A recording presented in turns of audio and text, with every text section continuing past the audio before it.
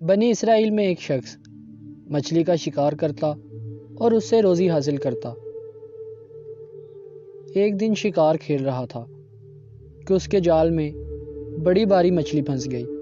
وہ بہت خوش ہوا، دل میں کہنے لگا اس مچھلی کو بیچ کر گھر کا خرچہ چلاؤں گا۔ پولیس کا ایک آدمی اسے راہ میں ملا، بولا کیا مچھلی بیچتا ہے؟ وہ دل میں کہنے لگا اگر کہتا ہوں کہ بیچتا ہوں تو آدھے دام دے گا، لہٰذا اس نے کہہ دیا میں فروخت نہیں کرنا چاہتا۔ پولیس والے نے اسے زور سے کمر میں لکڑی ماری کہ مچھلی ہاتھ سے چھوٹ گئی۔ وہ درد کے مارے تڑپنے لگا۔ پولیس والا مچھلی اٹھا کر چلتا بنا۔ شکاری نے اس کے حق میں بددعا کی، کہنے لگا اے اللہ، تو نے مجھے کمزور اور مسکین پیدا کیا ہے اور اسے طاقتور جبار بنایا ہے۔ اے اللہ، اس سے میرا بدلہ لے لے، میں آخرت تک صبر نہیں کر سکتا، اسی دنیا میں بدلہ لے لے۔ وہ شخص مچھلی لے کر گھر گیا اور بیوی سے کہا اسے بھون دے۔ وہ بھون کر لائی اور دسترخوان پر رکھ دی۔ اس نے کھانے کے لیے ہاتھ بڑھایا تو مچھلی نے کاٹ کھایا، جس سے وہ سخت بے چین ہو گیا۔ تکلیف پر صبر نہ کر سکا تو حکیم صاحب کے پاس گیا۔